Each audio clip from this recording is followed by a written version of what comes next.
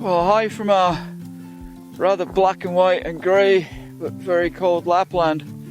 And today I just wanted to do a little video. There was a little bit about what we do when we're starting out with the dogs, and a little bit about my sort of way of mushing that's kind of a little bit different than many people do. So most of the videos I've been doing are standing on the sled and the GoPro pointing forward.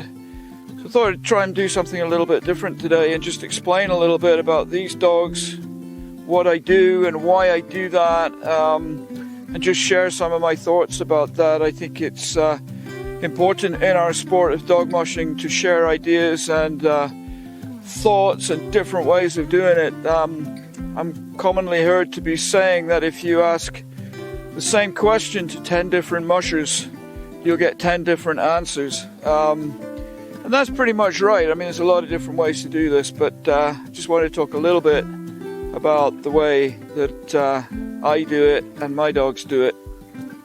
So a big thing for me, because we drive to a lot of different trailheads and a lot of different places, super important for me to have dogs that will stick around and don't run away or chase livestock or do anything weird. And that's the way that I've done it for many, many years.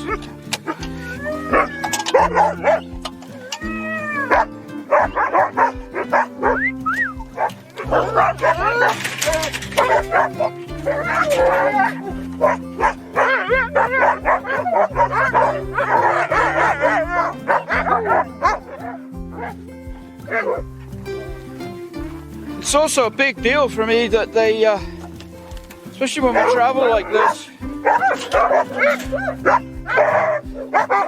that they get to kind of run around a little bit, loosen up, and warm up a bit too. So it's not cold muscles that are going blasting out here on the trail, that they get a little bit of a warm up. You may notice that these harnesses are a little bit different than many people used to. They're a bit more like a traditional harness would have been from the old days, like with a collar.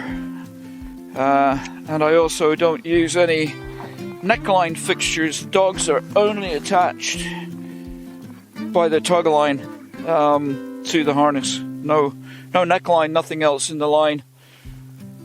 And the basic reason for that is that I believe it gives them far more mobility. When they're moving, they're not being influenced by the dog that's next to them, pulled from side to side. It gives them a 360-degree ability to move around when we're stopped. So that's a big deal for me. And a couple of other little different things that I no longer use steel in the main line. This is some of my old recycled climbing rope onto a shock absorber, but it makes the whole system a little bit flexible, or a lot flexible compared to having steel in it. So the combination of that, these harnesses, no necklines, for me over the years has reduced shoulder injuries, wrist injuries significantly. I mean, not just a little bit, I'm talking a lot. There's a lot of arguments about not using you should have necklines. In my opinion, it's all rubbish. There's absolutely no need for them. And there's a bigger argument about the type of harness and where that puts load, but maybe that's a discussion for another time. But these work really super well for me. I like them, easy to put on, and there's a very specific reason for using those. They're all sized to each individual dog too, so normally you can call them. Jack, come here, buddy. No, Jack. You'll notice also that none of these have collars on. Actually, I think one does. He's a dog, this guy here. Oh man, he's actually a new dog. This is probably only the third or fourth run. that he's made in our kennel with this group of dogs. And he came with a group of 9. None of them had been free run like this or loose or had this kind of liberty before. But they learn from the pack. I didn't train him to stick around, be here, and be like that. They're smart, they learn that. They just need to be given the right opportunity to do that. So for some reason he still has his collar on, but none of the others do. I don't need collars. They're not attached. I don't believe in chaining dogs. They get hooked up when they get fed at night, but we have a separate little loop for that. It ruins their fur. I don't have a need to catch these dogs. He's another newbie that came that is quite happy to be loose and free here. So they learn that, and that to me, it's a super important thing to be able to have them run around at liberty like that. Pony dog. And for me, it's the whole deal with sled dogs is, you know, I don't want a bunch of dogs that want to run away or do anything weird. You know, I want to be around dogs that want to be with me. That's the whole purpose in doing this. So I make sure that it's always an environment that they want to be in, and that we do things that they want to do, and we find the balance in that. And when we have that balance, then it's a fun deal to go out. There's no stress with it. Snow. No snow. Snow. Here. The lack of stress is a big deal too. Not having to be leading hopping dogs to the line. Having dogs, these guys will scream once we start hooking them up. But this whole process of hooking up should be like this. It should just be chilled, relaxed, no rush. And it's a much more enjoyable experience for everyone, I think. Something that kind of upsets me a little bit about the direction that dog mushing has taken is it has become a lot. It's become a lot about sort of control and dominance of dogs, and that's a shame, because I think they give so much more. You get so much more out of them when you have a proper bond of trust. And that sounds a little bit Cody sounds a little bit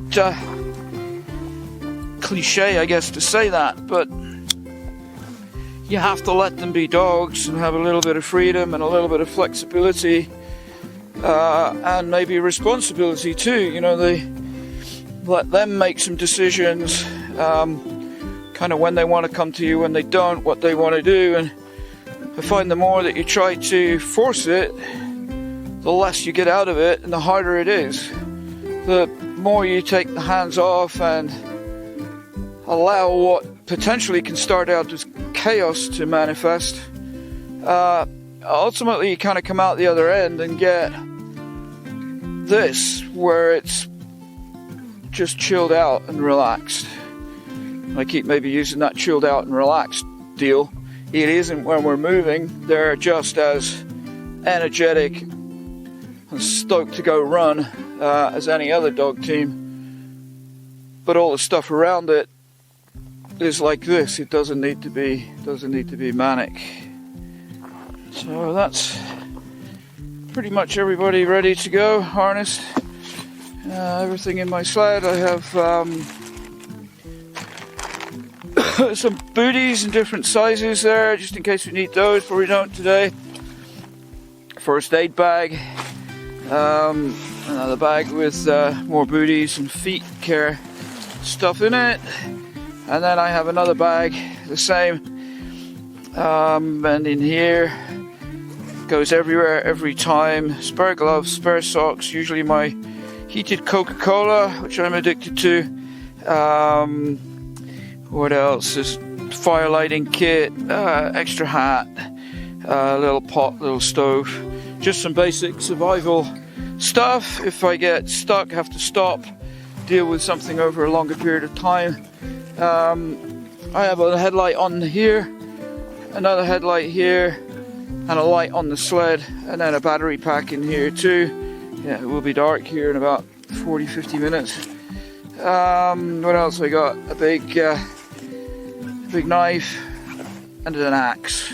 And that's pretty much all I have there, just for a day trip. If I'm going a bit further, I have a bit of food in there and have some snacks for the dogs.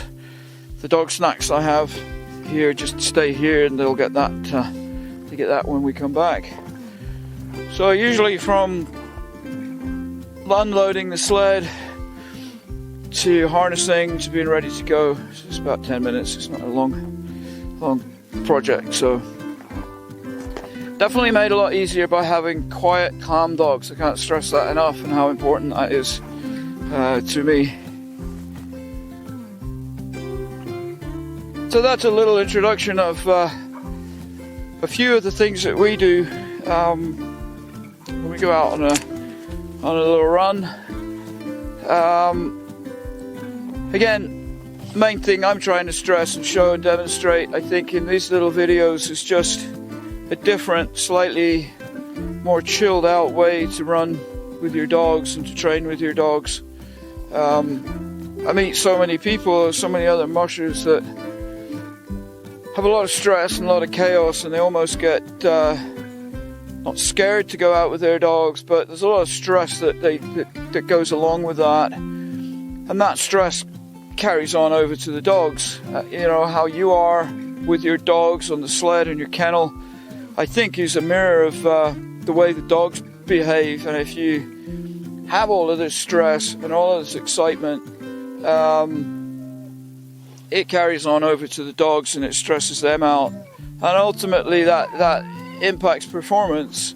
You know, every time I see a dog team in a gang line going nuts or racing around too much and barking and yelling, that's calories, you know, that's energy that they're expending, that they'd be better put using that energy out on the trail and out what we do there in the woods or on the mountains. So, you know, and it's just much more of an enjoyable experience when we go out together, you know, to have this experience where they're like the pet dogs hanging out, just waiting to go do what we do. And it doesn't affect what they do and how they perform out on the trail one bit. If anything else, it has huge benefits to have dogs that you can have loose, that you can trust.